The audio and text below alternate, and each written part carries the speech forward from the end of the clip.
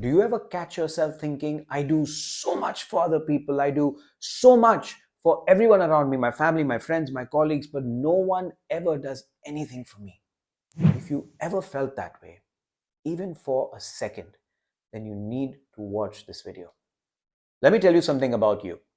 So, you're a very helpful person. You describe yourself as someone who is helpful, someone who's always there to give. You're a giver. In fact, that's your talking style. You help, you give advice, you're always there to take care of other people around you. Even at 2 a.m. in the morning, someone could ring you up, and if they asked you for help, you would help them. In fact, you're one of those people, if somebody stabbed you in the back, 2 weeks later, you'll be back helping that very same person. You have an open door policy in your room, in your house. People can come in and ask for help whenever they want, and that's fine. You are warm. You are genuine. You truly understand what other people need, and you understand what you need to do, what you need to become in order to meet their needs. You've constantly sacrificed to give other people, take care of other people, be it your family, be it your children, be it your husband or your wife, or your work, your colleagues. You are the person that everybody goes to when they need help. But who do you go to when it's your time to ask for help? Why is it so difficult for you to ask for help? So here's your challenge. Your self-value is based on how helpful or of service you are to other people. So basically, your emotional resilience, right? Your emotional strength, it's not coming from inside, right? It's coming from how other people validate your effort of being helpful. So if other people don't see your effort, if other people don't validate your effort, then suddenly your battery goes down like that. And the problem is that when a helper, somebody with what we call a type 2 program, this is a program, by the way. And so if you have this pattern, this program, know that you have a choice, right? Know that this is just one choice that you have, one strategy that you could use to cope with life around you. But you don't always have to be helpful to other people, because the problem is that if you decide to use this strategy in every relationship, right, and you're always the person on the giving side and never the person that's on the receiving side, then you're pretty much going to end up like an empty cup. See, if you're a cup and you have this much water and you're pouring on everybody, right? You're pouring, pouring, pouring, pouring, pouring. If nobody's pouring into you, at the end of the day, you're going to have an empty cup. And how do you pour from an empty cup? You can't. And that's when you feel like, oh my God, no one does anything for me. No one helps me out. And the truth is that you have a very, very, very hard time to ask for help. You find it impossible to ask for help. And the reason you find it impossible to ask for help is because you find that it is beneath you. That if you were to ask for help, suddenly you would lose all of your value. You see, if somebody is getting their value out of being of help and of service to other people, then the assumption that they would have is that if I take help, suddenly I lose that value. But is that really true? So here's the problem that you're going to have when you decide to do something or when you decide to ask for help.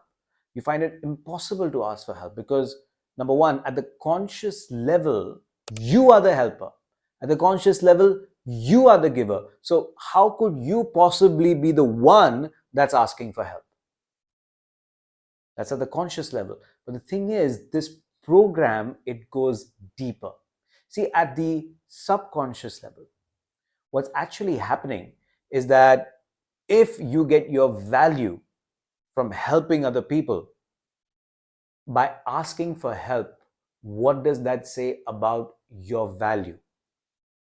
Right? Suddenly, you now feel like you might lose your usefulness. You might lose your value. And everything, every program, every belief that we have has a reason behind it. The reason why a helper program is installed is because that's the strategy that you used as a kid, as a child, to make sure that you got the approval of the adults around you, whether it's your parents, your teachers, whatever. And by keeping their approval, you basically ensure your further survival, right? This is something that subconsciously the child in you figured out long, long, long ago. The problem is that when this program is used as an adult, you're still in that child adult sort of frame in every relationship, right? Where either you behave as the child and get your needs met by somebody that you admire, somebody who's an authority figure, or you become the mother, right? You become that authority figure, always taking care of the child, everyone around you. The bottom line is that as a helper, the one thing that the helper program forgets to focus on is the needs of who? The needs of you. And that's the most important thing that a helper has to focus on. In order to break the program, instead of focusing on the needs of other people, which happens almost instinctively for you, it happens almost as a reaction for you. Instead of focusing on the needs of other people, what a helper must do is spend some time with themselves.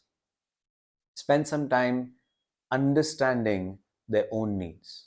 And that can be scary. But if you take the time to develop your capacity to do that, you start to build emotional resilience and strength from where it counts the most, the inside, right? Where you're no longer dependent on the outside world to give you the validation to fill your battery up, to fill your tank up. At the deepest level, what's happening here is the helper program is running.